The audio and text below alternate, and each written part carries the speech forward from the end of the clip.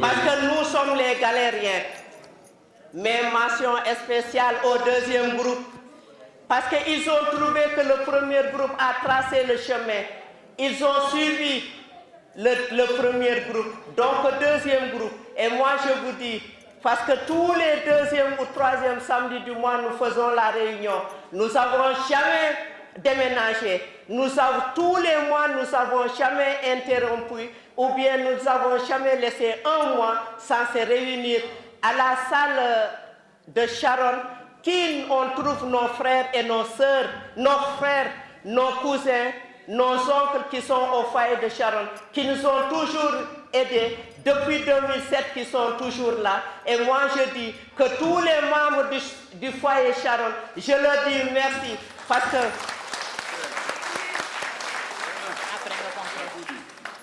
moi, je vous dis encore, aujourd'hui, quand on va commencer, j'ai choisi les 4 clés. Je vais vous dire pourquoi j'ai commencé les 4 clés. Avant de parler des 4 clés, je vais parler d'un monsieur qui, depuis 2007, il était avec nous. Dieu l'a pris. Je vous demande de vous souvenir de monsieur Koulibaly Mamadou. Priez pour lui. Levez-vous les membres de l'association, vous connaissez tous monsieur Koulibaly Mamadou. Et je vous demande 1 minute de silence pour monsieur Mamadou Koulibaly. Et je parle aussi d'une autre femme. Cette femme nous a quittés. Mais ses enfants ont voulu continuer. Donc aujourd'hui, quand on va donner les clés, nous allons commencer par cette femme. Et je vous demande aussi de prier pour vous, qui est Saletiam Diop, qui quand elle était là, elle a tout, elle n'a jamais manqué de cotisation, même quand elle était malade. Pour ne pas manquer de cotisation, elle a fait des virements. Donc, les premières clés, quand on va donner, l'honneur va revenir à Madame Saletiam Diop. Je vais terminer par vous dire, je vais arrêter parce qu'il y a ces enfants, parce que tout ce que je voulais dire, je ne voulais pas vous faire pleurer, mais il fallait qu'on se souvienne de votre mère. Vous m'excusez, mais mon but n'était pas de vous faire pleurer. Je vais dire une chose aussi. Vous savez, nous dans l'association, nous avons la chance d'avoir une tigresse, avoir une Amazone, avoir une femme qui n'a jamais reculé devant rien, malgré les pots de bananes, malgré les trous, malgré les puits qu'ils ont creusés, malgré toutes les mauvaises choses qu'ils ont dit ou qu'ils ont fait, pour qu'elle se décourage, pour qu'elle arrête. Elle n'a jamais découragé. Vous savez la preuve, pour les clés dont je suis venue avec, pour être sûre, elle a demandé à ce que j'aille à Dakar. Le lendemain de la Korité, je suis partie à Dakar pour prendre les maisons une à une, vérifier si les clés sont solides ou pas, ou si les portes sont ouvertes par les clés qu'on va nous remettre. Ça, c'est une Amazone. Moi, je vous dis de vous lever tous et de dire merci à Madame Sel, merci à Koumba Touré. Bravo. Je suis très émue, comme vous pouvez le constater. On tenait quand même à dire un mot pour remercier très chaleureusement Koumba Touré, parce qu'elle aurait pu ne pas aller au bout du projet, mais elle a tenu à ce que ma mère, même si elle n'est plus là, reçoive cette maison. Alors merci pour vous, pour tout ce que vous avez fait pour elle. Madame Bachili aussi. Je l'ai accompagnée depuis 2007. Depuis le début, on venait, on a fait confiance et notre confiance était bien placée. Alors merci beaucoup à Koumba Touré. Je demande des doigts pour ma maman, pour qu'elle repose en paix. Et pour que tous nos défunts, M. Koulibaly, reposent en paix. Et pour que la sérénité accompagne votre projet. Il ne faut jamais capituler, il faut toujours avoir confiance. Le bon Dieu accompagne toujours les gens qui sont dans la vérité et dans la confiance. Merci beaucoup. Merci.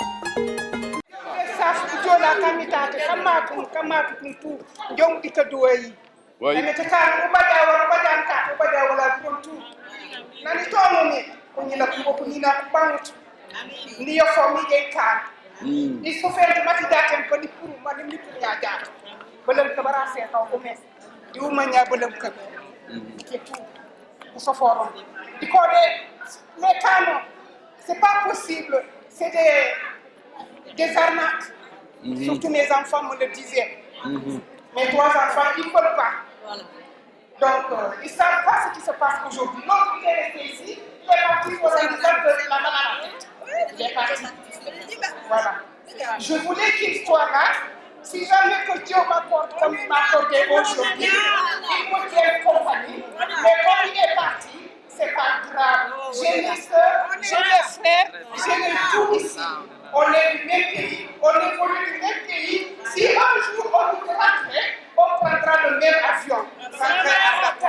Je remercie. Je remercie Dieu.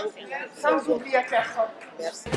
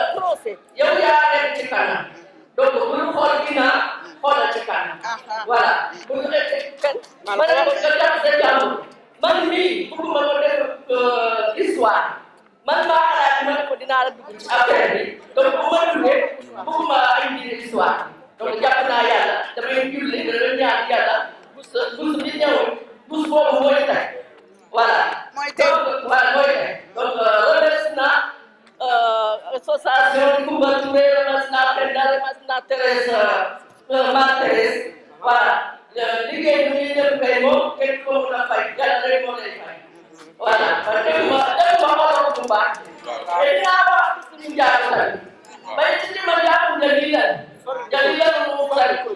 Wow. Pasal kau baru ni kerja takkan. Anjar mira, anjar kebetulan, anjar jenengannya anjar. Memang cakap doang ini kebetulan di pusat. Berjadi kedai pusat. Untuk kerja, nyata terusnya. Anjar mira sampai ke garu ni guna aja. Arbacin berulai pinggir doang cik pusat di pusat. Anjar berbuat. मैं कोपले बोले तो मैं नियत उनसे कोपसे नियत बोले नसीब बच्चे लज्जा कार कोपसे जा काफे अब यहाँ चिकनी रंजन ते कोई जाऊँ नसीब बच्चा उन्होंने सरे बातें रंजन चुप मजा कुछ मैं मरने से चूल्हे में नसीबी अगर सरे उन्हें लगा काफे तुम बनूँ उन्हें तुम नदीले सरे तुम बनूँ पेंटा तुम चलीजिए अरे मैं सुना bah terus kenapa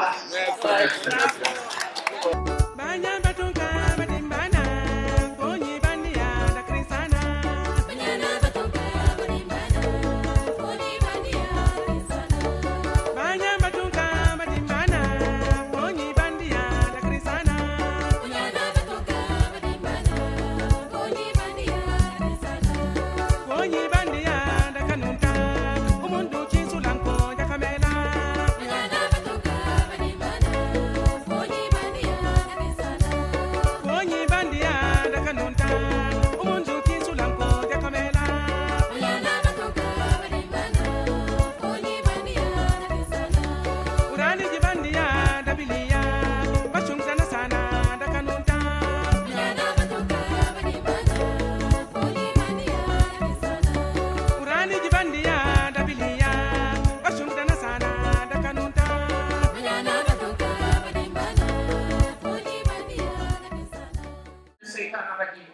Bismillahirrahmanirrahim. Allahumma salli ala sayyidina Muhammadin wa sallim. Hasbunallahu wa ni'mal wakeel.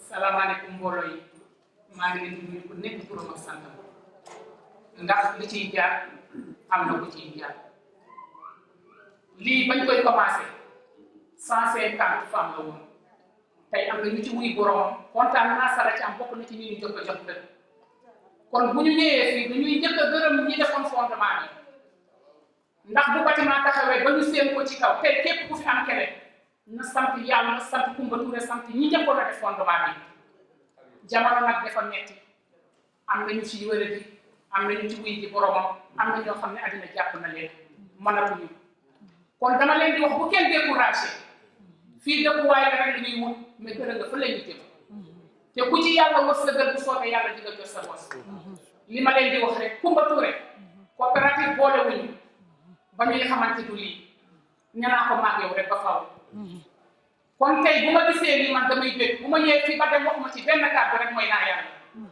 damay ñaan yàlla ci barke Seydina Mohamed yàlla lépp nekk jàmm bu kenn découragé te yéen jigéen ñi nga xam ne too ngeen découragé kenn nakkatul na ngeen ñëw natt bu leen xaaj bi xam ngeen ne yàlla ngi fi di siyaare nag waa kër Sëñ Touba ndax lu tax dinaa leen ziyaare Cheikh Amadou Bamba ñëpp la ndax gis ngeen xalifa bu toog tey nee na amul tarixa ñëpp ci Seydina Mohamed la ñu bokk kon nañ leen ànd ñun ñëpp ñu bokk ndey ak baay liggéey réew mi kontaan naa ci suñu borom kër gi nag ndax lancé nañu appel ci président de la république ba ñuy door ni moom la woon dossier yi moom la woon kon comme yàlla indiwaat na ko fi ñu yërëm lii laa yor suuli ñu xam ne sonn nañu bëgg nañu ñibbi mais bu amul nga dem di wàcc fii di dal fi tey ànd ak sa njaboot ña ngay dal metti na kon président de la république Macky Coumba Thimbo yërëmal say doom yi mbokk yi fi nekk ci àll bi sonn nañu jërëjëf julli ci yonent bi sallallahu alayhi wa sallam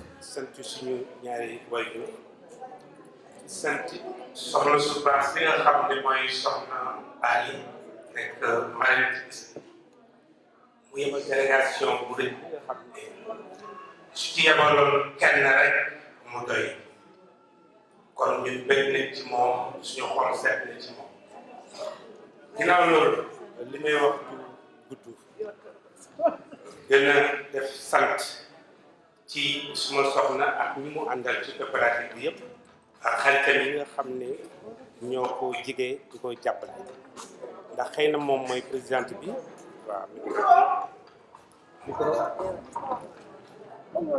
allo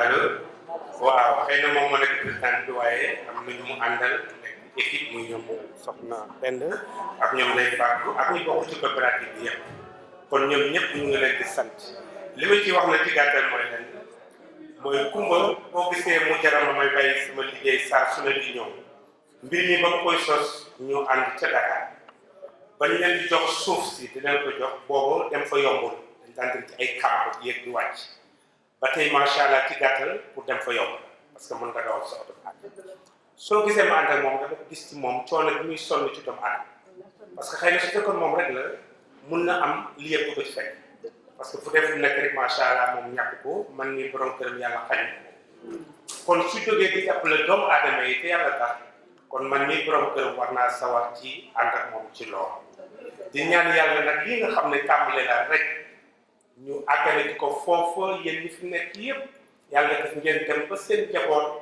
di ko doxale foofa ca suuf sa ca sipp te yàlla def ci barke kumboon nag li muy teg ci yëpp yi yéen mënu leen ko xam waaye nag yàlla xam na ko yàlla ko yàlla fay parce que dana bàyyi liggéeyam dana bàyyi njabootam dana bàyyi jëkkëram nekk seen yitte mais loolu nag jar ngeen ko ndax yàlla dafa fonk doomu aadama kon kuy jàppale doomu aadama ci yëngu ci social bi yàlla la lay fay kon du mu bëgg lu ko neex moom xam na ma du ma dox ci caaxaan kon dama koy gërëm di leen gërëm yéen ñi nga xam ne wóolu ngeen ko ànd ak moom ci bon ci gàttal beneen bi ci des mooy micro waaw beneen bi ci des mooy damay lancer appel ci gouvernement bi nga xam ne mooy président Macky Sall ma ne ku bëgg a doxal Sénégal ñi ngay jàppale nañu bàyyi caaxaan yi tey waxante dëgg te yàlla tax Sénégal ku ko bëgg a jëmale ca kanam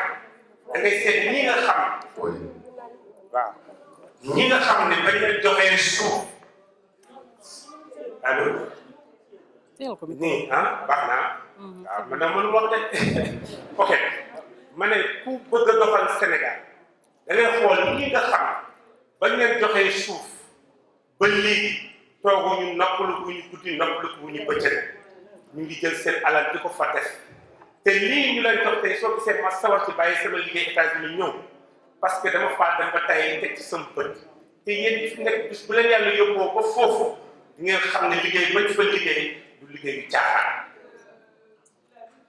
kon li ñuy wax président ak ñi mu àndal mooy nañuy waxante dëgg ku bëgg a liggéeyal Sénégal doomu Sénégal yi nekk ci àll bi nga xam ne ñun diaspora bi gëmuñu lu dul liggéey ñun gëmuñu ay poste gëmuñu président gëmuñu leneen li ñu gëm mooy liggéey ku ñu bëgg dañuy ànd ak ñun ci liggéey bi doo gis ay kër yoo xam ne jox lañ leen suuf ñu liggéey bi ba macha allah dara desu ci lu ñu soxla électricité lañ soxla yoon bi lañ soxla nga àggale ko mais jàppale leen soxla leen woon leneen mais mën na fa bàyyi loolu nit ñi naan da ngay sos leneen mais jàppale leen jigéen ñi waa France yi lañ leen jàppale seen yàqal lañu gën di liggéey ak bëccëg gouvernement président Macky Sall xam nañ yow luy doxal Sénégal lu bëgg te ñii su ngeen leen jàppale Sénégal dina jëm ci kanam jërëjëf. Projet qu'on a, c'est un projet de développement. C'est pour tous les Sénégalais, sans distinction de race ni de religion. On est tous des Sénégalais. Mais si on regarde aujourd'hui, même les Chinois, ils ont réussi en France. Les hindous qui viennent d'arriver, qui ne savent même pas piper un mot français, tous les magasins, ils les ont achetés. C'est parce qu'ils sont ensemble. Donc on lance le mouvement Diaspora en action. C'est pour qu'on puisse unir nos forces, unir nos moyens, compter sur nos propres moyens, essayer de faire des choses concrètes au niveau du Sénégal. Aujourd'hui, on n'a pas eu le temps de remettre toutes les clés parce que le temps ne nous le permet pas. Mais le 15 août, Inch'Allah, Foyer Sharon, on va procéder à la continuité des remises de clés. Donc tout ce que je vous demande, les membres viennent cotiser, que ça soit le premier, que ça soit le dernier, nous en tant que membres de bureau, en tant que président, avant qu'on se loge, il faut que tous nos membres soient logés. Donc on a Tombol, on a Camp Manguejo, là-bas aussi on va lancer un programme d'habitat pour les Sénégalais de la diaspora. Nous, il n'y a que ça qui nous importe, c'est le développement de notre pays. On fait appel au président de la République. Un président est élu par tous les Sénégalais, mais pas par un parti politique. Donc je pense que le président Macky Sall connaît très bien le projet de Une femme, un toit. Nous, tout ce qu'on lui demande, qu'il vienne nous encadrer, qu'il nous mette l'électricité dans notre cité. Parce qu'un développement commence par les Sénégalais de l'extérieur. Les Sénégalais de l'extérieur ont mis leurs moyens, donc lui wolof di wax balaa nga wax sa président lan la mën a defal yow waxal lan nga mën a defal sa dëkk te ñun kat gàcce ngaa laa ma ndax dëgg bu ñu am fa lañ ko yóbbu maa ngi remercier ñëpp di gërëm ñëpp di sant ñëpp merci beaucoup. Merci.